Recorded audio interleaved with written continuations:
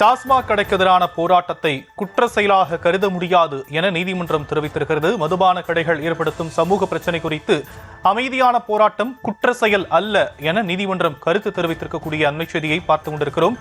டாஸ்மாக் எதிரான போராட்டம் நீதிமன்றம் கருத்தை முன்வைத்திருக்கக்கூடிய அண்மை செய்தி வெளியாக இருக்கிறது. டாஸ்மாக் கடைகளின் எண்ணிக்கையை குறைப்பதாக அரசியல் கணக்காக்க வேண்டாம் எனவும், டாஸ்மாக் கடைக்கு எதிரான போராட்டத்தை குற்ற செயலாக கருத முடியாது எனவும், மதுபான கடைகள் ஏற்படுத்தும் சமூக பிரச்சனை குறித்த அமைதியான போராட்டம் குற்ற செயல் அல்ல என நீதிமன்றம் கருத்தை முன்வைத்திருக்கக்கூடிய அண்மை செய்தி வெளியாகி இருக்கிறது.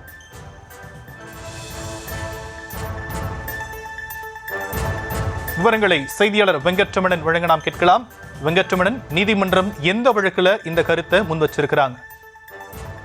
வணக்கம் சார். கடலூர் மாவட்டம் சிதம்பரம் பகுதியில் கடந்த 2016ஆம் ஆண்டு டாஸ்மாக் கடையை அகற்ற வலியுறுத்தி மக்கள் அதிகாரம் அமைப்பினர் போராட்டத்தில் ஈடுபட்டிருந்தாங்க. அந்த போராட்டத்தில் உரிய அனுமதியின்றி நடத்தப்பட்டதாகவும், போக்குவரத்துக்கு இடையூறாக இருந்ததாகவும் கூறி மக்கள் அதிகாரம் அமைப்பை சேர்ந்த முருகானந்தம், மணிமாறன் உள்ளிட்டோர் மீது போலீசார் வழக்கு பதிவு செய்து சிதம்பரம் 1வது நடுவர் நீதிமன்றத்தில் குற்றப்பத்திரிகை தாக்கல் செய்திருந்தனர்.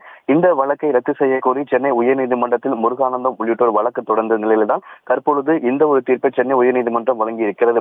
டாஸ்மாக் கடைக்கு எதிரான போராட்டத்தை குற்றச் செயலாக கருத முடியாது என தெரிவித்துள்ள சென்னை உயர்நீதிமன்றம் மக்கள் அதிகாரம் அமைப்பினர் மீதான வழக்கை ரத்து செய்தும் உத்தரவிட்டிருக்கிறது.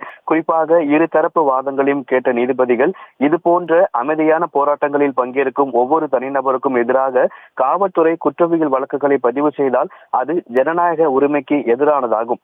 இது போன்ற நடவடிக்கைகள் தொடர்ந்தால் மாநிலம் முழுவதும் இதே போன்ற ஆர்ப்பாட்டங்களில் பங்கேற்க நூற்றுக்கணக்கான பெண்கள் மீதும் வழக்கு தொடர வேண்டிய நிலை ஏற்படும் என தெரிவித்திருக்கிறார். குறிப்பாக அமைதியான போராட்டம், குறிப்பாக பொது சுகாதாரம் மற்றும் சமூக நலனை பாதிக்கும் விஷயங்கள்ல அரசியலமைப்பு ரீதியாக பாதுகாக்கப்பட்ட ஒன்றாகும் என தெரிவித்துள்ள நீதிபதி, போராட்டங்கள் அமைதியாகவும் வன்முறையற்றதாகவும் தொடர்ந்தால் பொதுமக்கள் தங்கள் கருத்துக்களை வெளிப்படுத்தவும் அரசிடமிருந்து உரிமைகளை கேட்கவும் முடியும் என தெரிவித்து சிதம்பரம் நடுவர் நீதிமன்றத்தில் உள்ள வழக்குகளை ரத்து செய்து உத்தரவிட்டிருக்கிறார்.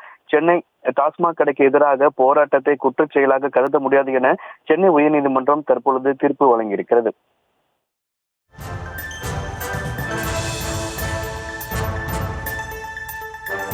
விரிவான விவரங்களுக்கு நன்றி வெங்கட்ரமணன்.